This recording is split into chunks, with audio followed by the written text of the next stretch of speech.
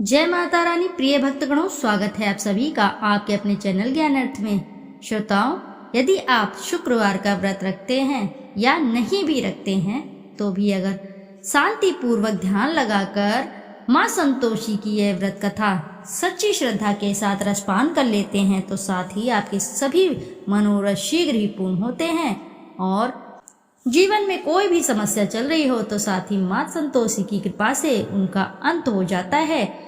आज पौष मास का शुक्रवार है। आज आप रसपान करेंगे शुक्रवार के अवसर पर माँ संतोषी की पावन एवं पौराणिक प्रचलित व्रत कथा, जिसके रसपान से साधक की सभी दरिद्रता का नाश हो जाता है और साथ ही ऐसे साधक धन समृद्धि ऐश्वर्य की प्राप्ति करते हैं और साथ ही संतान सुख को भोग कर माता की कृपा से स्वर्गलोक को प्राप्त होते हैं। आइए ध्यान लगाकर रसपान करते हैं शुक्रवार की पावन एवं प्रचलित व्रत कथा। एक बुढ़िया थी, उसके 7 बेटे थे। 6 कमाने वाले थे जबकि एक निकम्मा था। बुढ़िया 6 बेटों की रसोई बनाती, भोजन कराती, उनसे जो कुछ जूठन बचता वह 7वें को दे देती। एक दिन वह पत्नी से बोला, देखो मेरी माँ को मुझ पर कितना प्रेम है। वह बोली, क्यों नहीं, सबका जूठा जो तुमको खिलाती है। वह बोला, ऐसा नहीं हो सकता, मैं जब तक अपनी आंखों से ना देख लूं मान नहीं सकता। बहू हंसकर बोली, देख लोगे तब तो मानोगे। कुछ दिन बाद त्योहार आया। घर में 7 प्रकार के भोजन और चूरमे के लड्डू बने। यह सब जांच करने के लिए सिर दुखने का बहाना कर पतला वस्त्र सिर पर ओढ़े रसोई घर में सो गया। वह कपड़े में से सब देखता रहा। 6 भाई भोजन करने आए। उसने देखा माँ ने उनके लिए सुंदर आसन बिछाकर नाना प्रकार की रसोई परोसी और आग्रह करके उन्हें जमाया। वह देखता रहा। 6 भोजन करके उठे तब माँ ने उनकी जूठी थालियों में से लड्डुओं के टुकड़े उठाकर एक लड्डू बनाया। जूठन साफ कर बुढ़िया माँ ने उसे पुकारा, बेटा 6 भाई भोजन करके चले गए, अब तू ही बाकी है, अब तू कब खाएगा। वह कहने लगा, माँ मुझे भोजन नहीं करना, मैं अब परदेश जा रहा हूँ। माँ ने कहा, कल जाता है सो आज ही चला जा। वह बोला, हाँ आज ही चला जा रहा हूँ। यह कहकर वह घर से निकल गया। 7वें बेटे को परदेश जाते समय पत्नी की याद आ गई। वह गौशाला में कंडे उपले थाप रही थी। वहां जाकर बोला, अब हम जावे परदेश, आवेंगे कुछ काल, तुम रहियो संतोष से धर्म अपनो पाल।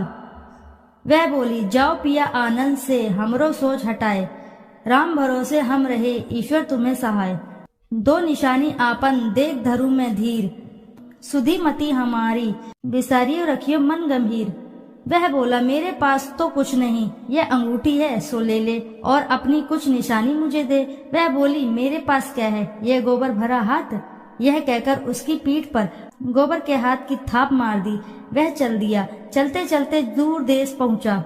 वहां एक साहूकार की दुकान थी। वहां जाकर कहने लगा, भाई मुझे नौकरी पर रख लो। साहूकार को जरूरत थी।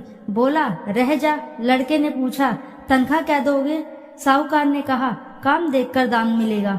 साहूकार की नौकरी मिली। वह सुबह 7 बजे से 10 बजे तक नौकरी बजाने लगा। कुछ दिनों में दुकान का सारा लेन देन, हिसाब किताब, ग्राहकों को माल बेचना, सारा काम करने लगा। साहूकार के साथ 8 नौकर थे। वे सब चक्कर खाने लगे। यह तो बहुत होशियार बन गया। सेठ ने भी काम देखा और 3 महीने में ही उसे आधे मुनाफे का हिस्सेदार बना लिया। वह कुछ वर्ष में ही नाबी सेठ बन गया और मालिक सारा कारोबार उस पर छोड़कर चला गया। इधर उसकी पत्नी को सास ससुर दुख देने लगे। सारी गृहस्थी का काम करा के उसे लकड़ी लेने के जंगल में भेजते। इस बीच घर के आटे से जो भूसी निकलती है उसकी रोटी बनाकर रख दी जाती और फूटे नारियल की नारियली में पानी। एक दिन वह लकड़ी लेने जा रही थी। रास्ते में बहुत सी स्त्रियां संतोषी माता का व्रत करती दिखाई दी। वह वहां खड़ी होकर कथा सुनने लगी और पूछा, बहनों तुम किस देवता का व्रत करती हो और उसके करने से क्या फल मिलता है। यदि तुम इस व्रत का विधान मुझे समझा कर कहो तो मैं तुम्हारा बड़ा ही एहसान मानूंगी। तब उनमें से एक स्त्री बोली, सुनो, यह संतोषी माता का व्रत है। इसके करने से निर्धनता दरिद्रता का नाश होता है और जो कुछ भी मन में कामना हो वह सब संतोषी माता की कृपा से पूरी होती है। तब उसने उस व्रत की विधि पूछी। वह भक्तिनी स्त्री बोली, 1.25 आने का गुड़ चना लेना, इच्छा हो तो 5.25 आने का लेना या 1.25 रुपए का भी सहूलियत के अनुसार लाना। बिना परेशानी और श्रद्धा व प्रेम से जितना भी बन पड़े सवाया लेना। प्रत्येक शुक्रवार को निराहार रहकर कथा सुनना, इसके बीच क्रम टूटे नहीं, लगातार नियम पालन करना। सुनने वाला कोई ना मिले तो घी का दीपक जलाकर उसके आगे या जल के पात्र को सामने रखकर कथा कहना। जब यह कार्य सिद्ध हो जाए, नियम का पालन करना और कार्य सिद्ध हो जाने पर व्रत कथा का उद्यापन करना। 3 मास बीतने पर माता फल अवश्य ही पूर्ण करती हैं। यदि किसी के ग्रह खोटे भी हों तो भी माता वर्ष भर में कार्य सिद्ध करती हैं। फल सिद्ध होने पर उद्यापन करना चाहिए, बीच में नहीं। उद्यापन में 2.5 सेर आटे का खाजा और इसी परिणाम से खीर तथा चने का साग 8 लड़कों को भोजन कराना। जहाँ तक मिले देवर जेठ भाई बंधु के हो, ना मिले तो रिश्तेदार और पास पड़ोसियों को भी बुला सकते हैं। उन्हें भोजन करा यथा शक्ति दक्षिणा दे, माता का नियम पूरा करना है। उस दिन घर में खटाई न खाना। यह सुन गुड़िया की बहू चल दी। रास्ते में लकड़ी के बोझ को बेच दिया और उन पैसों से गुड़ चना ले माता के व्रत की तैयारी कर आगे चली और सामने मंदिर देखकर पूछने लगी, यह मंदिर किसका है? सब कहने लगे, संतोषी माता का है। यह सुनकर माता के मंदिर में जाकर चरणों में लौटने लगी। दीन हो विनती करने लगी, माँ मैं निपट अज्ञानी हूँ, व्रत के कुछ भी नियम नहीं जानती हूँ, मैं दुखी हूँ। हे माता जगत जननी, मेरी दुख दूर करो, मैं तेरी शरण में हूँ। माता को दया आई। एक शुक्रवार बीता कि दूसरे को उसके पति का पत्र आया और तीसरे शुक्रवार को उसका भेजा हुआ पैसा आ पहुँचा। यह देख जेठ जेठानी मुंह सिकोड़ने लगे, लड़के ताने देने लगे। काकी के पास पत्र आने लगे, रुपया आने लगा। अब तो काकी की खातिर बढ़ेगी। बेचारी सरलता से कहती, भैया कागज आए, रुपया आए, हम सबके लिए अच्छा है। ऐसा कहकर आंखों में आंसू भरकर संतोषी माता के मंदिर में मातेश्वरी के चरणों में गिरकर रोने लगी। माँ मैंने तुमसे पैसा कम मांगा है, मुझे पैसे से क्या काम है, मुझे तो अपने सुहाग से काम है, मैं तो अपने स्वामी के दर्शन मांगती हूँ। तब माता ने प्रसन्न होकर कहा, जा बेटी तेरा स्वामी भी आएगा। यह सुनकर खुशी से बावली होकर घर में जा काम करने लगी। अब संतोषी माँ विचार करने लगी, इस भोली पुत्री को मैंने कह तो दिया कि तेरा पति आएगा, लेकिन कैसे? वह तो इसे स्वप्न में भी याद नहीं करता, उसे याद दिलाने को मुझे ही कुछ करना पड़ेगा। इस तरह माताजी उस बुढ़िया के बेटे के पास जा स्वप्न में प्रकट होकर कहने लगी, साहूकार के बेटे सो रहा है या जागता है? वह कहने लगा, माता सोता भी नहीं जागता भी नहीं हूँ, कहो क्या आज्ञा है? माँ कहने लगी, तेरे घर बार कुछ है कि नहीं? वह बोला, मेरे पास सब कुछ है, माँ बाप है, बहू है, क्या कमी है? माँ बोली, भोले पुत्र तेरी बहू घोर कष्ट उठा रही है, तेरे माँ बाप उसे परेशानी दे रहे हैं, वह तेरे लिए तरस रही है, तू उसकी सुध ले। वह बोला, हाँ माताजी यह तो मालूम है, परंतु जाऊं तो जाऊं कैसे? परदेश की बात है, लेन देन का कोई हिसाब नहीं, कोई जाने का रास्ता नहीं आता, कैसे चला जाऊं? माँ कहने लगी, मेरी बात मान, सवेरे नहा धोकर संतोषी माता का नाम ले, घी का दीपक जलाकर दंडवत कर दुकान पर जा बैठ। देखते ही देखते सारा लेन देन चुक जाएगा, जमा का माल भी बिक जाएगा, सांझ होते होते धन का भारी ठेल लग जाएगा। अब बूढ़े की बात मानकर वह नहा धोकर संतोषी माता को दंडवत घी का दीपक जला दुकान पर जा बैठा। थोड़ी देर में देने वाले रुपया लाने लगे, लेने वाले हिसाब लेने लगे, खरीदार नगद दाम दे सौदा करने लगे। शाम तक धन का भारी ठेर लग गया। मन में माता का नाम ले, चमत्कार देख प्रसन्न हो घर ले जाने के वास्ते गहना कपड़ा सामान खरीदने लगा। यहाँ काम से निपट तुरंत घर को रवाना हुआ। उधर उसकी पत्नी जंगल में लकड़ी लेने जाती, लौटते वक्त माता जी के मंदिर में विश्राम करती। वह तो उसके प्रतिदिन रुकने को जो भी स्थान ठहरा, धूल उड़ती हुई देख वहाँ माता से पूछती है, हे माता यह धूल कैसे उड़ रही है? माता कहती है, हे पुत्री तेरा पति आ रहा है। अब तू ऐसा कर, लकड़ियों के 3 बोझ बना ले, एक नदी के किनारे रख और दूसरा मेरे मंदिर व तीसरा अपने सिर पर। तेरे पति को लकड़ियों का गट्ठर देख मोह पैदा होगा, वह यहाँ रुकेगा, नाश्ता पानी खाकर माँ से मिलने जाएगा। तब तू लकड़ियों का बोझ उठाकर जाना और चौक में गट्ठर डालकर जोर से आवाज लगाना, लो सासू जी लकड़ियों का गट्ठर लो, भूसी की रोटी दो, नारियल के खोपड़े में पानी दो, आज मेहमान कौन आया है। माता जी से बहुत अच्छा कहकर वह प्रसन्न मन से लकड़ियों के 3 गट्ठर बनाई, एक नदी के किनारे पर और एक माता जी के मंदिर पर रखा। इतने में मुसाफिर आ पहुंचा। सूखी लकड़ी देखकर उसकी इच्छा उत्पन्न हुई कि हम यहीं पर विश्राम करें और भोजन बनाकर खा पीकर गांव जाएं। इसी तरह रुक कर भोजन बना विश्राम करके गांव को गया। सबसे प्रेम से मिला। उसी समय सिर पर लकड़ी का गट्ठर लिए वह उतावली सी आती है, लकड़ियों का भारी बोझ आंगन में डालकर जोर से 3 आवाज देती है, लो सासू जी लकड़ियों का गट्ठर लो, भूसी की रोटी दो, आज मेहमान कौन आया है।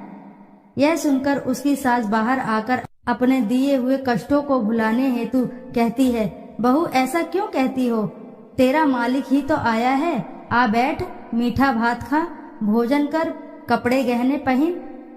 उसकी आवाज सुनकर उसका पति बाहर आता है, अंगूठी देखकर व्याकुल हो जाता है। माँ से पूछता है, माँ यह कौन है।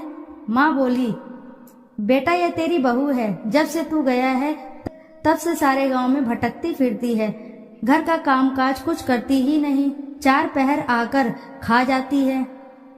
वह बोला, ठीक है माँ, मैंने इसे भी देखा और तुम्हें भी, अब दूसरे घर की ताली दो, उसमें रहूंगा। माँ बोली, ठीक है, जैसी तेरी मर्जी। तब वह दूसरे मकान की 3री मंजिल का कमरा खोलकर सारा सामान जमाया। एक दिन में राजा के महल में जैसा ठाट बाट बन गया। अब क्या था, बहू सुख भोगने लगी। इतने में शुक्रवार आया। उसने पति से कहा, मुझे संतोषी माता के व्रत का उद्यापन करना है। पति बोला, खुशी से कर लो। यह वह उद्यापन की तैयारी करने लगी। जिठानी के लड़कों को भोजन के लिए कहने गई। उन्होंने मंजूर किया, परंतु पीछे से जिठानी ने अपने बच्चों को सिखाया, देखो भोजन के समय खटाई मांगना, जिससे उसका उद्यापन पूरा ना हो।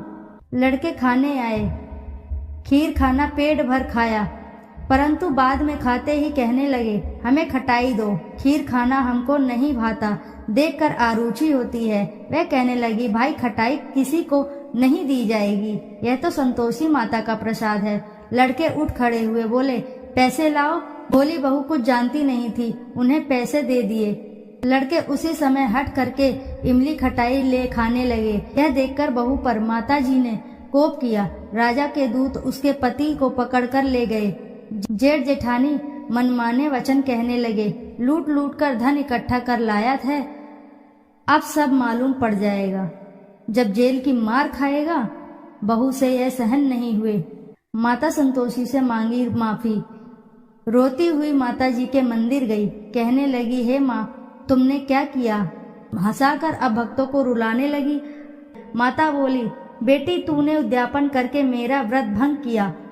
वह कहने लगी, माता मैंने कुछ अपराध किया है, मैंने तो भूल से लड़कों को पैसे दे दिए थे, मुझे क्षमा करो, मैं फिर तुम्हारा उद्यापन करूंगी। माँ बोली, अब भूल मत करना। वह कहती है, अब भूल नहीं होगी। अब बतलाओ वे कैसे आएंगे। माँ बोली, जा पुत्री, तेरा पति तुझे रास्ते में आता मिलेगा। वह निकली, राह में पति आता मिला। वह पूछी, कहाँ गए थे। वह कहने लगा, इतना धन जो कमाया है उसका टैक्स राजा ने मांगा था, वह भरने गया था। वह प्रसन्न हो बोली, भला हुआ, अब घर चलो। कुछ दिन बाद फिर शुक्रवार आया। फिर किया व्रत का उद्यापन। वह बोली, मुझे फिर से माता का उद्यापन करना है। पति ने कहा, करो। बहू फिर से जेठ के लड़के को भोजन को कहने गई। जेठानी ने 1-2 बातें सुनाई और सब लड़कों को सिखाने लगी, तुम सब लोग पहले ही खटाई मांगना। लड़के भोजन से पहले कहने लगे, हम खीर नहीं खानी, हमें हमारा जी बिगड़ता है, कुछ खटाई खाने को दो। वह बोली, खटाई किसी को नहीं मिलेगी, आना हो तो आओ। वह ब्राह्मण के लड़के को लाकर भोजन कराने लगी। यथाशक्ति दक्षिणा की जगह 1-1 फल उन्हें दिया। संतोषी माता प्रसन्न हुई। माता की कृपा होते ही 9वें मास में उसके चंद्रमा के समान सुंदर पुत्र प्राप्त हुआ। पुत्र को पाकर प्रतिदिन माता जी के मंदिर को जाने लगी। माँ ने सोचा, यह रोज आती है, आज क्यों न इसके घर चलूं। यह विचार कर माता ने भयानक रूप बनाया। गुड़ चने से सना मुख, ऊपर सूंड के समान होठ, उस पर मक्खियां भिन्न भिन्न कर रही थी। देहली पर पैर रखते ही उसकी सास चिल्लाई, देखो रे, कोई चुड़ैल डाकिन आ रही है, लड़को इसे भगाओ, नहीं तो किसी को खा जाएगी। लड़के भगाने लगे, चिल्लाकर खिड़की बंद करने लगे। बहू रोशनदान में से देख रही थी। प्रसन्नता से पगली बन चिल्लाने लगी, आज मेरी माताजी मेरे घर आई हैं, वह बच्चे को दूध पीने से हटाती है। इतने में सास का क्रोध फटा। वह बोली, क्या उतावली हुई है, बच्चे को पटक दिया। इतने में माँ के प्रताप से लड़के ही लड़के नजर आने लगे। वह बोली, माँ, मैं जिसका व्रत करती हूँ यह संतोषी माता है। सबने माताजी के चरण पकड़ लिए और विनती करने लगे, हे माता, हम मूर्ख अज्ञानी हैं, तुम्हारे व्रत का विधि विधान हम नहीं जानते। व्रत भंग कर हमने बड़ा अपराध किया है, जग माता आप हमारा अपराध क्षमा करो। इस प्रकार माता प्रसन्न हुई। बहू को प्रसन्न होकर जैसा फल दिया वैसा माता सबको फल दे। जो पढ़े उनका मनोरथ पूर्ण हो, सभी की मनोकामनाएं पूर्ण हो, सभी के कार्य बनते चले जाएं। बोलो जय संतोषी माता की जय।